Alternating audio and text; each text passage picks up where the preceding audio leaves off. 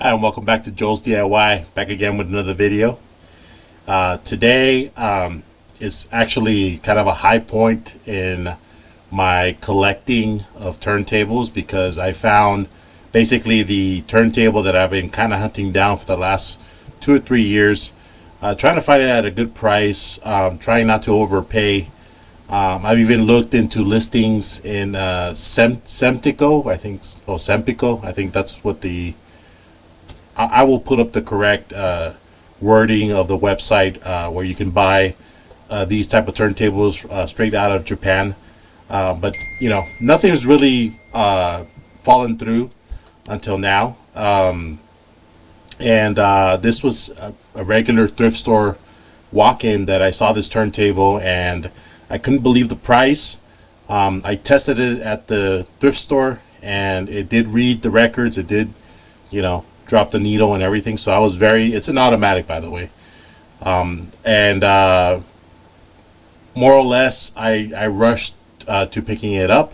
So I finally got it home. I did a little bit of maintenance on it, and I was able to get it working completely. I did have to replace the platter mat because the one that it did have, the original one, was pretty cracked and kind of not really worth using anymore. It'd been stretched out. I managed to get another rubber mat and kind of modify it just a little bit to get it working with this turntable, and it's perfect now. But the turntable I'm talking about is the Technics SL-6. Okay, this is a linear tracking turntable, just like the last few that I've shown on this channel. And what makes this one special is that, if you can see here at the top, this one actually has programming for individual tracks. So what that basically means is that you can program the turntable, and then it'll read your record, and then it will mark down every track, and then you can individually program it, kind of like a CD, which I thought it's very interesting and cool. I mean, definitely it's an old technology that you actually don't ever see with new turntables, which is kind of interesting for me. Nonetheless, we're going to take a look at what this turntable can do. We're going to go over the specs, and then hopefully we'll get a good couple of sound samples on my direct feed into my PC. So without further ado, let's go ahead and get started.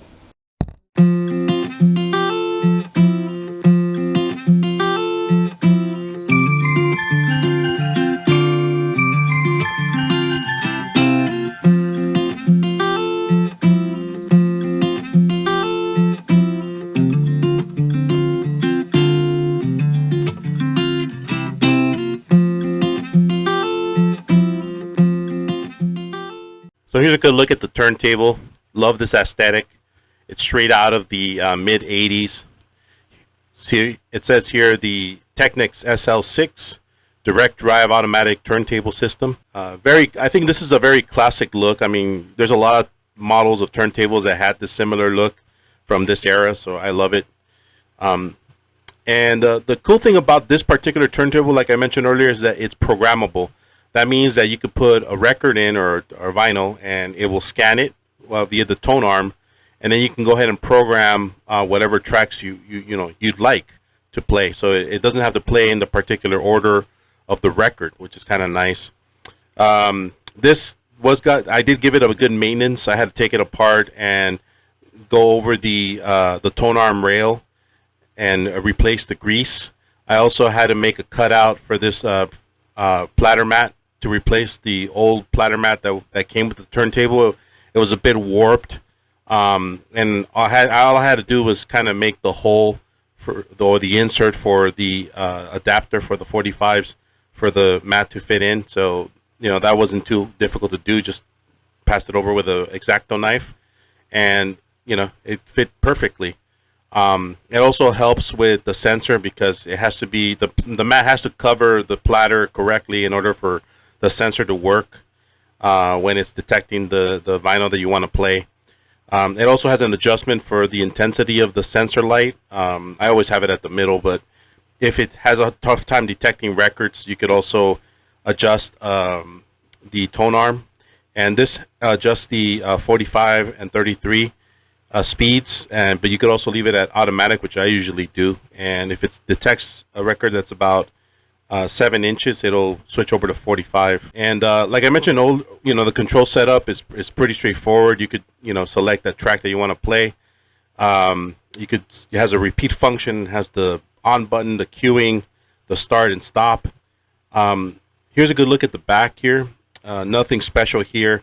You do have the input to hook it up to your tape deck. If you have a Technics compatible tape deck, you can sync it up and it'll record based on the tracks. And then your typical detachable ground wire and your AV outs, so that you can use your own AV wire if you'd like. And it does have a detachable power cable, so all very nice, all the things that I like, because I like my turntables with detachable cables. And then you can see there that it's made in Japan, so you're getting quality there. It's a good look at the label there. It had been serviced before. I think there's a label up there that kind of mentions that. But this is a very, very nice turntable. Now we're going to go ahead and take a look at the specs. So as I mentioned earlier, the Vinyl Engine, or vinylengine.com, is a great resource for finding these old manuals and service manuals for turntables, cassette decks, you name it. They have lots of available content here. All you really have to do is sign up for them. I'm not sponsored by them, but I just wanted to share that as a great resource that's helped me over the years. So this is the the manual, well, the page dedicated to this turntable. And as you can see, it's manufactured between 1982 and 1983. So this is exactly 40 years old at this point, being 2023.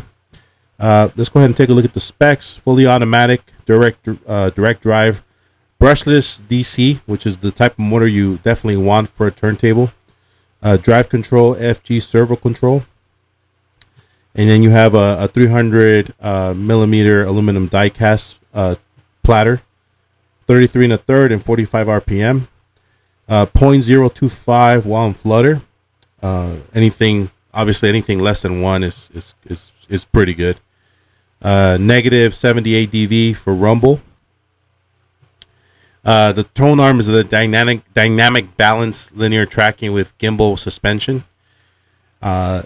EPC-P23 plug-in connector. This is basically a P-mount type of cartridge for this type of turntable. So any P-mount cartridge will work on it. Tracking weight is 1.25 grams.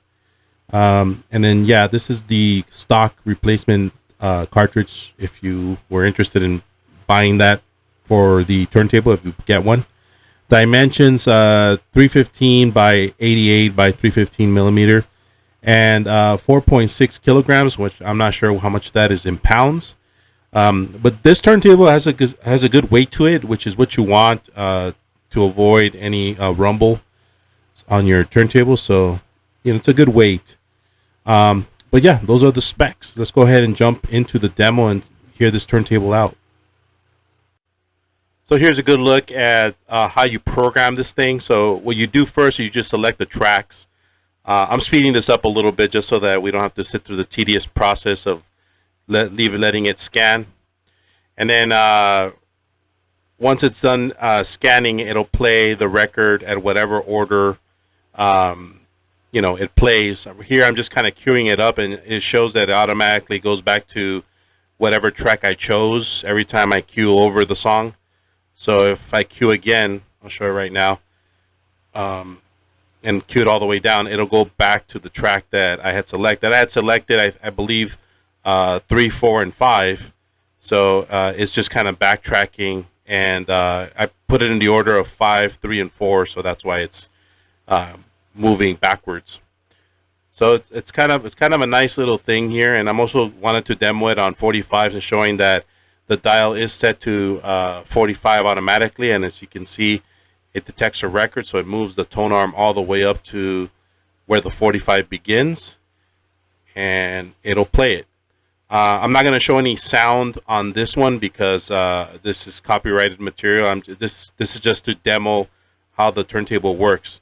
We'll go ahead and now show you the sound demo. So once again, I brought out the Cocktail Piano Time record, my Reader's Digest box set, and we're going to be playing side 2, and going to go ahead and pull that out and set it up, and then we can listen to some sound samples.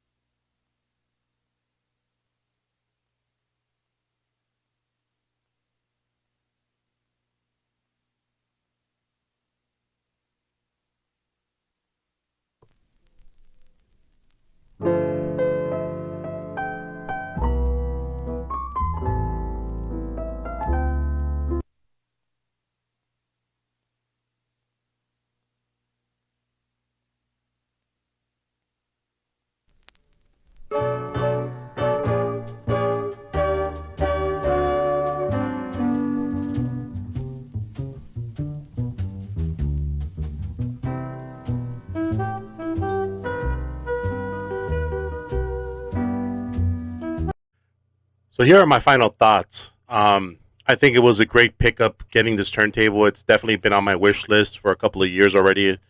Pretty much since I've started the whole vinyl collecting and old tech or analog tech collecting. I think I got an excellent price on it. $40 is basically way below what it usually goes for. I mean, we're talking about upwards of $100 to $200, even $300. Um, this one did need a little bit of work. I did need to grease the rail for the tone arm and a few other adjustments. We had to make a new platter mat for it. But other than that, I mean, it functioned beautifully with very little problems. I think I probably the only other upgrade I might do is a new cartridge and a new stylus for it. I think it's definitely a good idea to upgrade it.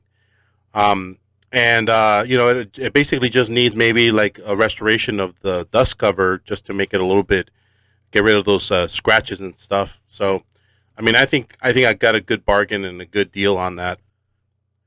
Another thing that I wanted to mention is that there's hardly any negatives on this turntable. I think the only negative might be that if you're not a very patient person, you probably will never use the programming abilities of this turntable because you do have to sit there, let the turntable scan and you can select the tracks. But I did want to mention though that once you do program it, it stays programmed, and you can, as long as you have the record inside and you don't take it out, you can go back and repeat one track, or you can do a different order of the tracks if you so desire, because once it scans it, it's pretty much set. So that's a nice little advantage of that. Nonetheless, I hope you enjoyed this video. Thank you so much for watching, and thank you to all my new subscribers. I hope to catch you at the next video. Take care and have a wonderful week.